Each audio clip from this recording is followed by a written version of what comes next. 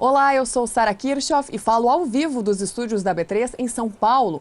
A vitória do presidente Michel Temer na Câmara durante a votação de ontem não trouxe mais segurança para o mercado e trouxe sim aumento do dólar frente ao real e queda do índice Bovespa. Isso porque, apesar de ter sido rejeitada a segunda denúncia contra o presidente Michel Temer e ministros, o mercado esperava que a disputa fosse menos acirrada. Como a disputa foi mais acirrada do que o esperado, então o mercado reagiu negativamente em relação à economia brasileira. Fora isso, nos Estados Unidos, houve sinalização de que a atual presidente do Federal Reserve, o Banco Central norte-americano, não deverá concorrer no próximo mandato e isso também fez com que a moeda norte-americana tivesse valorização nesta quinta-feira. A alta do dólar frente ao real no dia de hoje foi de 1,20% e a moeda norte-americana, o dólar comercial, termina o dia aos R$ 3,28 mais 60,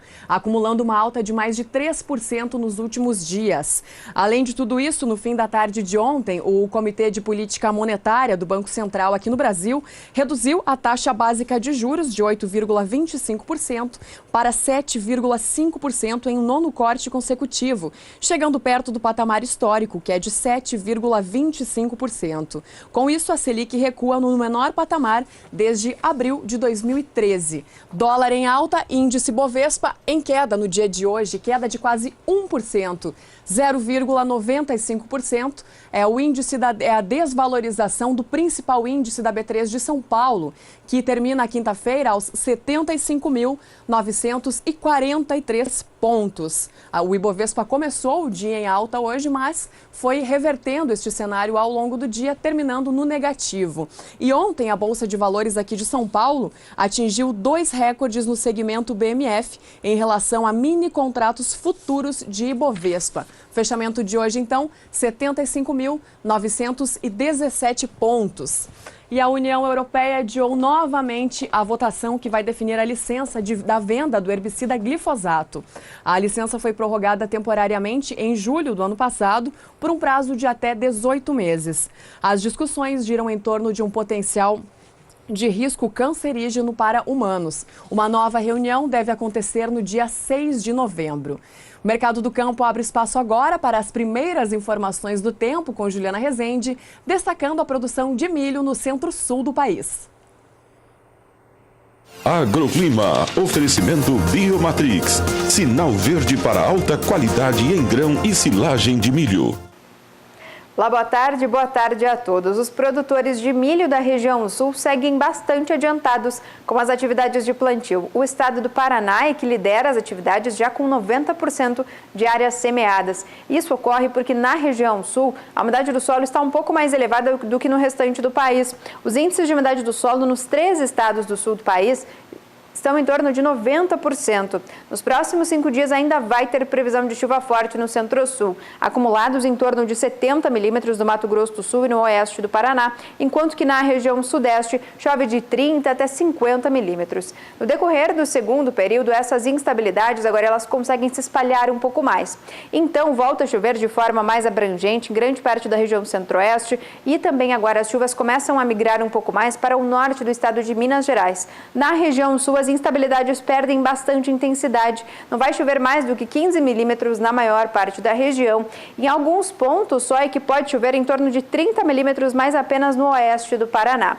No decorrer do terceiro período, as áreas mais centrais do Brasil vão seguir recebendo chuva mais forte, como o centro-oeste e o sudeste, enquanto que na região sul, pancadas de chuva seguem perdendo intensidade, acumulados de 5 até 15 milímetros entre o período do dia 6 até o dia 10 de novembro.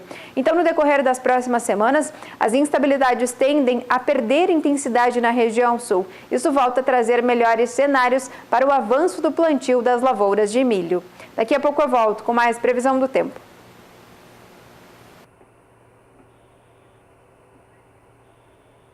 Combinado.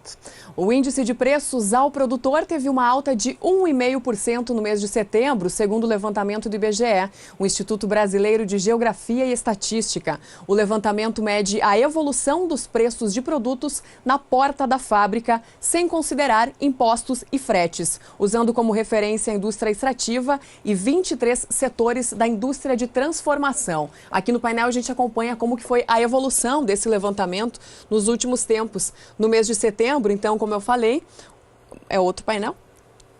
Agora sim. No mês de setembro, como eu falei, a alta para o índice foi de 1,5% e o índice de agosto ele foi revisado de 0,31% de alta para 0,29%. O IBGE destacou nesse levantamento agora de setembro 6 setores. São eles o setor de indústrias extrativas, que teve uma alta de mais de 14%, o setor de alimentos, que veio em queda, uma queda de 0,19%, o setor de refino de petróleo e produtos de álcool, com uma alta de 4,47%, produtos químicos, elevação de 2,35%, metalurgia, alta de 1,87% e de veículos automotores, que subiu 0,68% no mês de setembro.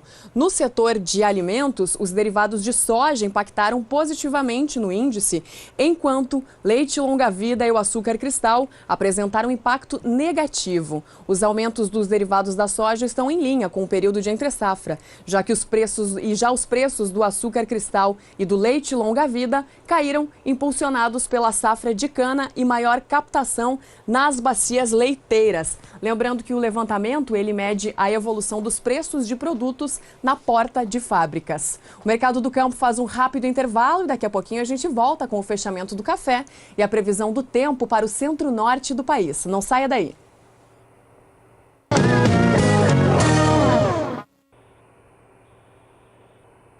Estamos de volta falando ao vivo dos estúdios da B3 em São Paulo e o assunto agora é o café.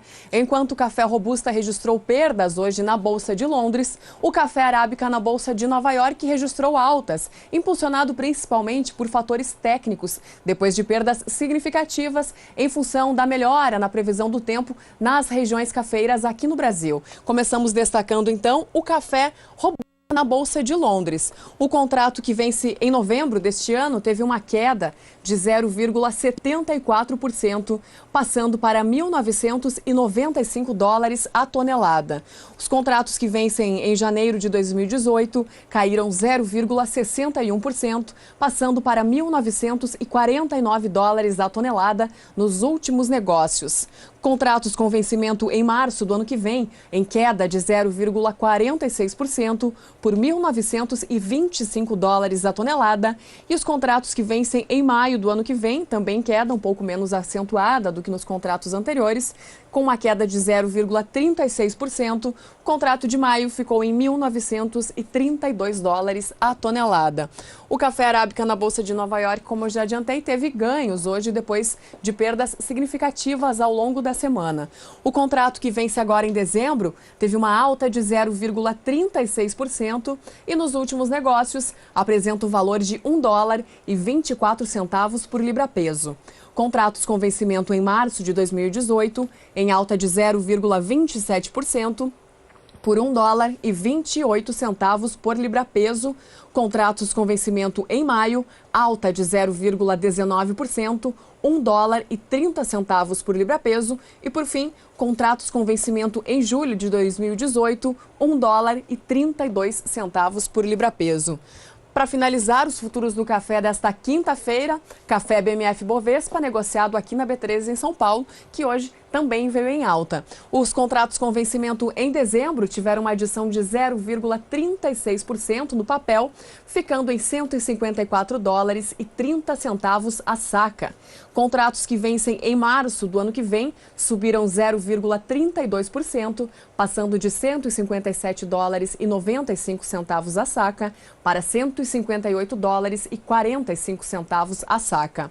Contratos com vencimento para setembro do ano que vem, mês referência no mercado do café, em alta de 0,25%, com valor de $158,70 a saca no ajuste atual, e contratos para setembro de 2019 em alta de 0,23%, $170,80 a saca. Esse foi o fechamento do café para esta quinta-feira, 26 de outubro. Quem vem por aí de novo é Juliana Rezende, da Somar Meteorologia, trazendo a previsão do tempo para o centro-norte do país. Nas próximas semanas, as chuvas vão começar a se espalhar pela metade norte do Brasil e volta a trazer melhores cenários para os pecuaristas, porque com essa chuva se espalhando, a umidade do solo tende a se elevar nas áreas mais secas, que fica principalmente concentrada aqui no interior do Nordeste, Tocantins e também entre o estado do Pará e o do Amapá. No decorrer dos próximos 5 dias, já volta a ter previsão de chuva nessas áreas mais secas, mas ainda vão ser pancadas fracas, em torno de 15 milímetros pode chover no estado do Tocantins. Já em grande parte do interior do Nordeste, pancadas muito irregulares e acumulados que não passam de 5 milímetros. Vai ser a partir da próxima semana que a chuva vai conseguir ganhar mais intensidade. Aí volta a ter acumulados em torno de 30 milímetros no estado do Tocantins, enquanto que no interior da Bahia pode chover até 50 milímetros. E isso vai persistir pelo menos no decorrer do terceiro período até o dia 10 do mês de novembro. As pancadas vão seguir muito fortes entre o interior do Nordeste, Tocantins e também o estado do Pará, o que segue trazendo melhores cenários para o crescimento dos pastos, porque essa chuva tem potencial para aumentar a disponibilidade hídrica do solo e especialmente trazer um melhor crescimento para as áreas de pastagens.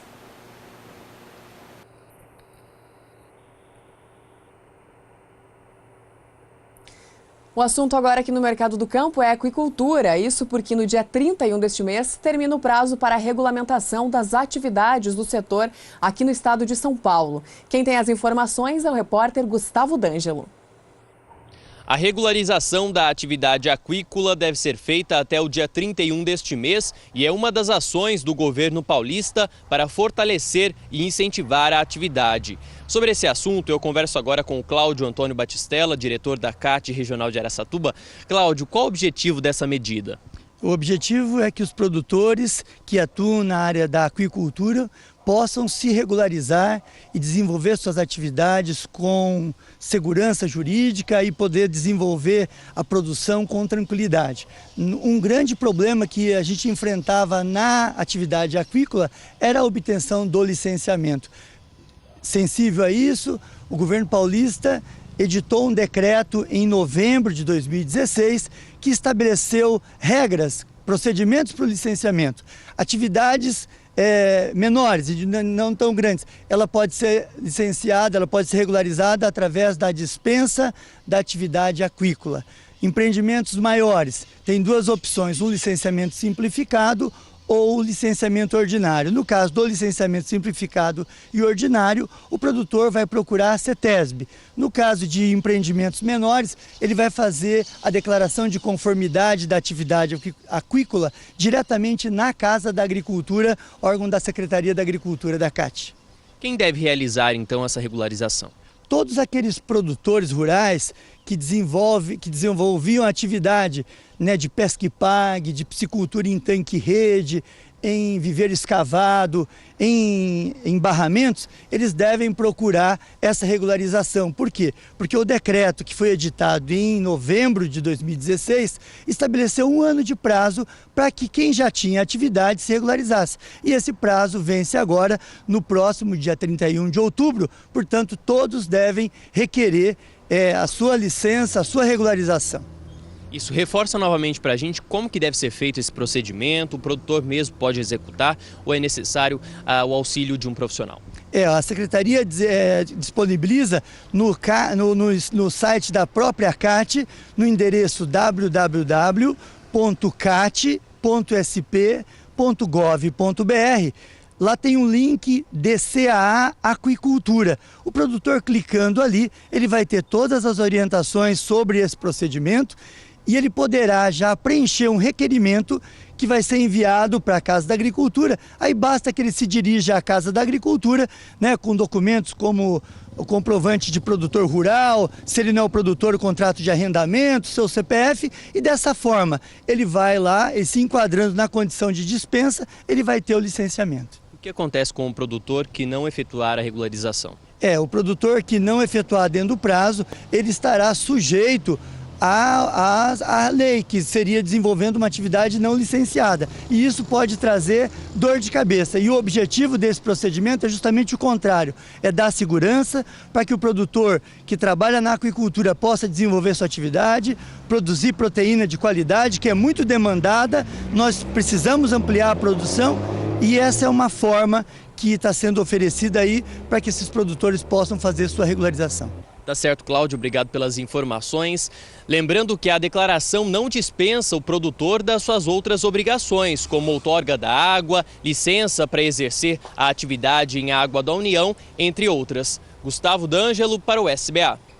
Lembrando então que o prazo vai até o dia 31 de outubro, até a próxima semana, portanto.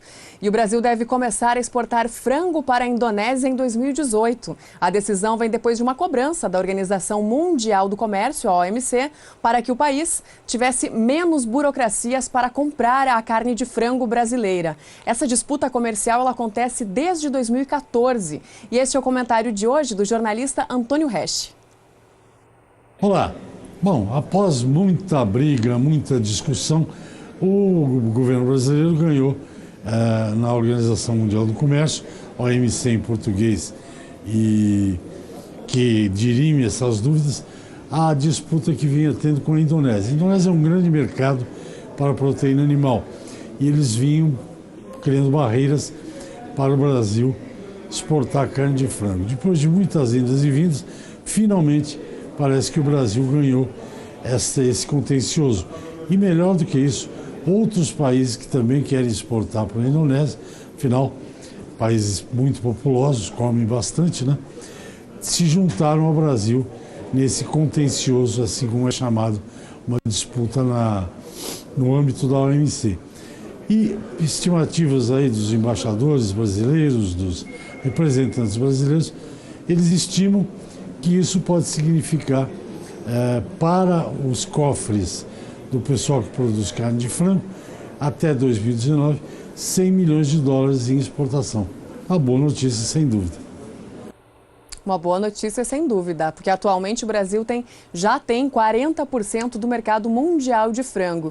E essa abertura do mercado na Indonésia para o Brasil, com certeza, também deve favorecer aí outros países, como os Estados Unidos, por exemplo. Ainda falando em frango, apesar da queda de 0,26% no preço do frango no estado de São Paulo, de acordo com o último levantamento do CPEA, no acumulado do mês, o produto vem com uma alta que passa dos 6%.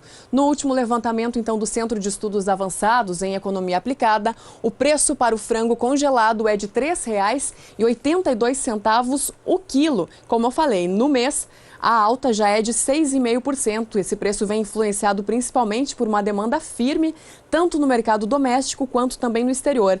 Na última semana, o frango teve alta em todas as praças pesquisadas pelo CPEA. E veja depois do intervalo como está o trabalho do plantio da soja no Rio Grande do Sul e os futuros da oleaginosa na Bolsa de Chicago e também aqui na B3 em São Paulo. Nós já voltamos.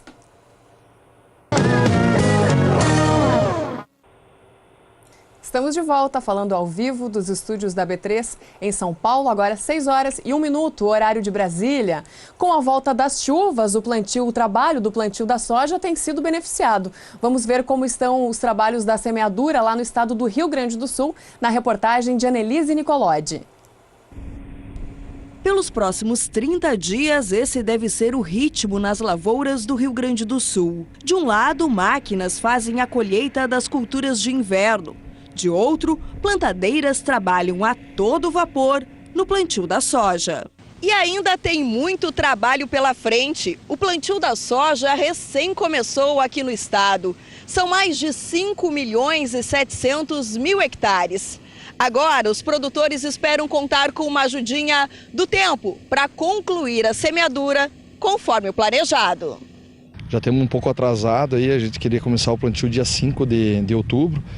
E devido às más condições climáticas, aí a gente teve 2 temporal muito forte aí nos últimos dias. E isso acabou prejudicando o início do plantio mais antecipado esse ano. Mas ainda temos dentro de uma boa época, né, para iniciar, né? E a expectativa é muito boa aí, estamos largando aí o plantio de soja, safra 2017-18, né? E esperamos que de agora em diante o clima alinha, né? Que não para de chover, né? Porque até agora foi muita chuva, né? Mas a gente torce que ela continue, não pare, né? Mas que a gente consiga também terminar esse plantio aí. Na largada da safra 2017-2018, o que mais preocupa os produtores é o preço da soja, cotada na média de R$ 62,00 a saca de 60 quilos. Embora alguns insumos tenham sido adquiridos com valores um pouco menores, o grão também está valendo menos. O custo ele é alto, né? Depois que sobe uma vez os insumos é difícil de voltar, né? E em relação ao ano passado, eu acredito que tenha baixado mínima coisa, mas baixou sim. Só que o preço da soja também baixou, né? Então está dentro das proporções ainda, né? A expectativa é fazer uma planta normal, a gente não vai diminuir a adubação, não tem como diminuir, né? A gente tem que ter uma boa produtividade. Então, assim, a gente está seguindo a mesma tecnologia de sempre, esperando altas produtividades, né? A tecnologia empregada hoje no setor ela é muito alta, então se você não acaba não tendo altos rendimentos, ela se torna inviável. Então o grupo Irmãos Daltroso hoje eles não baixaram nada, a tecnologia está se mantendo dentro de um padrão de fertilidade, de variedades, químicos, enfim, e a gente está semeando a sorte aí, né, hoje. Mesmo com rentabilidade menor, a maioria dos produtores não deve reduzir o investimento em tecnologia. Além de máquinas e implementos modernos e precisos, os agricultores apostam em diferentes tipos de sementes, na expectativa de garantir melhores produtividades. A gente está apostando aí em várias variedades, né? Ciclos de variedades diferentes. Então a gente está apostando em 4, 5 materiais com ciclos diferentes. Existe uma previsão climática aí que mês de dezembro e janeiro aí a tendência para nós aqui no sul é a diminuição de chuvas, né? Então dentro disso a gente começa a trabalhar com algumas variedades escalonadas aí para não colocar todos os ovos dentro de uma cesta só, né? Então a gente tem esse objetivo aí de escalonamento, sim. A agropecuária dos Irmãos Daltroso, no noroeste do Rio Grande do Sul, vai cultivar 3.500 hectares de soja, 18% a mais que na safra passada. A área maior vem da redução de milho, seguindo uma tendência de todo o estado. Aliás, há algumas décadas, a soja vem sustentando a agricultura gaúcha.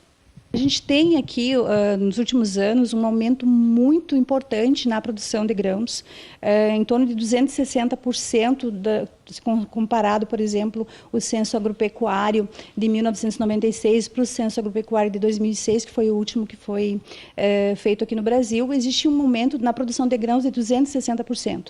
Se for pensar na soja, né, que é um principal pauta da exportação e um dos principais produtos agrícolas, tanto do estado, né, como da região aqui, a gente pode identificar, por exemplo, da safra do ano passado, de 2016, se comparado à safra de 96, nos últimos anos, a gente tem aí, são 20 anos aí, a gente tem um aumento de 1 milhão de hectares por ano, né? Isso se reflete em toda a cadeia produtiva. A boa colheita, ela inicia no plantio. Se você planta bem, você tem chance de colher bem. Se você plantar mal, não tem como colher bem. Então, eu acho que essa tarefa que a gente está fazendo, que é a semeadura, ela é alargada.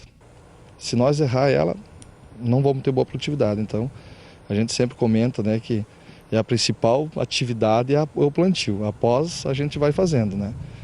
Tem a condição climática que a gente não tem o que fazer, né? Não depende de nós, mas o que depender de nós, a gente está fazendo. E por aqui nós seguimos falando da soja, que hoje teve um dia de queda na Bolsa de Chicago. A queda é influenciada também por essa notícia mais positiva para o clima, que contribui para o trabalho do plantio aqui no Brasil. Também vem influenciada com a velocidade da colheita da soja lá nos Estados Unidos e pela alta do dólar, que faz com que as commodities produzidas no país norte-americano fiquem desvalorizadas quando o dólar está em alta frente a moedas importantes. De olho no painel, começamos destacando então os contratos com vencimento em novembro, que hoje caíram 0,43% na Bolsa de Chicago, apresentando valor de $9,71 o bushel. Contratos com vencimento em janeiro de 2018, em queda de 0,38% por $9,82 o bushel.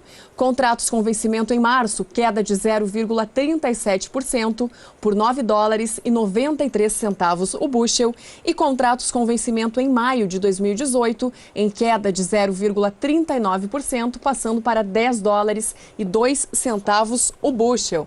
Da soja em Chicago, já vamos para a soja BMF Bovespa, negociada aqui na B3 em São Paulo, que hoje também veio em queda. Os contratos que vencem em novembro deste ano caíram 0,42%, apresentando valor de $21,41 a saca.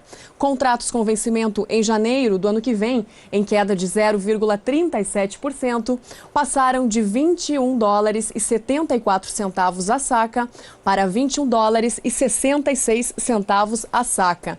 E por último, contratos com vencimento em março de 2018, com queda de 0,36%, passando de $21,97 a saca para $21,89.